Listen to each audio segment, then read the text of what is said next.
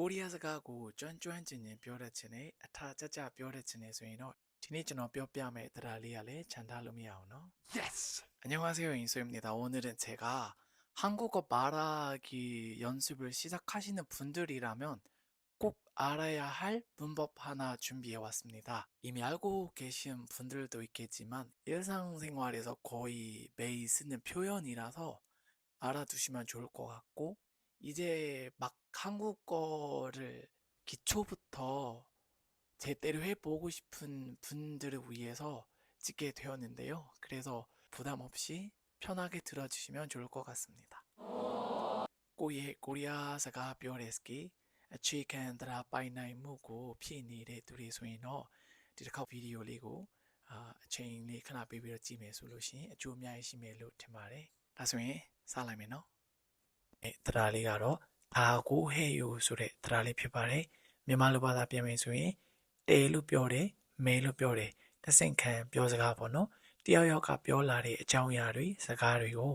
ကိုကနေတဆင့်ပြန်ပြောပြရတဲ့အခြေအနေမှာသုံးပါတယ်။အင်္ဂလိပ်လိုဆိုရင်တော့ indirect speech ပေါ့နော်။ကိုရီးယားစကားပြောမှာနေတိုင်းနှီးပါသုံးရတဲ့တရားလေးဖြစ်လို့အဆုံးထိကြည့်ပေးစေချင်ပါတယ်။ပထမဆုံးတစ်ခုအနေနဲ့ action verb ဆိုတာလှုပ်ရှားမှုပြတဲ့ကရိယာတွေဥပမာသွားတယ်လာတယ်စားတယ်ကျွန်တော်တို့မျက်လုံးထဲမှာမြင်ကြည့်လို့လှုပ်ရှားမှုပါတယ်အရွေ့ပါတဲ့ verb ကလေးတွေပေါ့နော်ဒီ verb တွေဆိုရင်ဒီတရားနဲ့ဘယ်လိုတွဲသုံးရမလဲဆိုတော့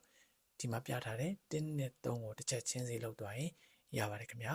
ပထမအဆုံးတစ်ခုအနေနဲ့ကိုသုံးမဲ့ verb ကနေဒါကိုဖြုတ်ရပါမယ်ဥပမာဆိုရင်ခါတာဆိုရင်ဒါဖြုတ်လိုက်ရင်ခါပဲကျန်မယ်ပေါ့နော်မော့တာဆိုရင်ဒါဖြုတ်မယ်ဆိုရင် mock ပေါ့ mock ပဲကျန်မယ်ပေါ့ဒီအဆင့်ကိုပြောတာပါအဆင့်လေးပြီးပြီဆိုရင်တော့အဆင့်နှစ်အနေနဲ့အသက်ပါမပါကြည့်ရပါမယ်အဲ့တော့အသက်မပါမပါစစ်ပြီးတော့မှအသက်မပါဘူးဆိုရင်ကျွန်တော်တို့ကနာဒါကိုဟေယိုဆိုတဲ့တရားလေးကိုသုံးရပါမယ်အသက်ပါတယ်ဆိုရင်တော့နန်ဒါကိုဟေယိုဆိုတဲ့တရားကိုသုံးပြရပါမယ်ချွန်းချက်အနေနဲ့အသက်တော့ပါတယ်ပါတဲ့အသက်ကရသက်ဖြစ်နေတယ်ဆိုရင်တော့ကျွန်တော်တို့ရသက်လေးကနာဘစာနဲ့တွေ့ရင်ပျောက်သွားပါတယ်အဲ့တော့ရသက်ဆိုလို့ရှိရင်ကျွန်တော်တို့အသက်မပါတဲ့ပုံစံအတိုင်းရေးပြရပါမယ်အောက်မှာဆိုရင်ကျွန်တော်ဥပမာလေးနဲ့ပြထားပေးပါတယ်ခါတာနံပါတ်1အချက်ဒါကိုဖြုတ်လိုက်တော့ခါပဲကျန်မယ်ပေါ့နော်အသက်ပါမပါကြည့်လိုက်တော့မပါဘူးမပါတဲ့အတွက်နာဒါကိုဟေယိုနဲ့ရေးရပါမယ်ဘယ်လိုရေးရမလဲဆိုရင်ခန္ဓာကိုဟေယို먹다အသက်ပါတဲ့အတွက်먹는다고 해요. 만들다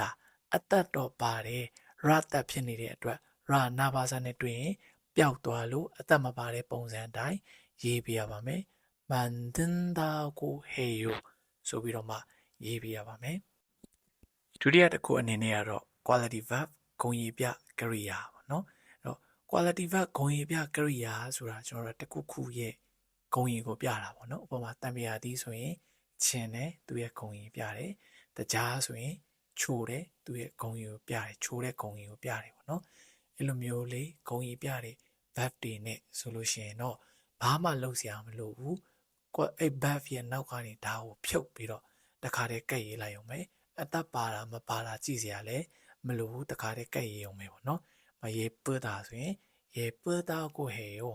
လာတယ်လို့ပြောတယ်춥다. 춥다고 해요. 이래로 뼈래. 비싸다.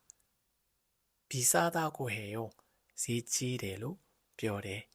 뒤로 묘리 야면어. 나우선 듣고 아니네야로 나우 난리네 떼동매 솔루션이노 바말로시야말로 대차베시데 고동매 나우마 아따밤마 바지라요메 아따 마빠우스인 라고 해요. အသက်ပါတယ်ဆိုရင်이라고 해요လို့ရေးလိုက်အောင်မယ်ဆိုတော့အတိတ်ပဲကတော့ noun လို့ပြောပါတယ်ဆိုတဲ့အတိတ်ပဲပေါ့နော်ဥပမာလေးကိုကြည့်လိုက်မယ်ဆိုရင်의사အသက်မပါတဲ့အတွက်라고 해요နဲ့တွဲရပါမယ်의사라고 해요ဆရာဝန်လို့ပြောပါတယ်간호사အသက်မပါဘူး 간호사라고 해요သူနာပြုလို့ပြောပါတယ်학생ကျောင်းသားအသက်ပါတယ်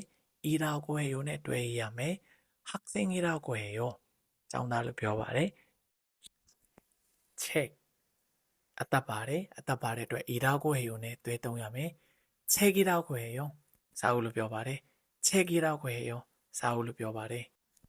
အဆုံးထိကြည့်ပေးလို့ကျေးဇူးအများကြီးတင်ပါတယ်လိုအပ်ချက်တွေကိုချစ်တဲ့မျက်စိနဲ့ကြည့်ပေးပါ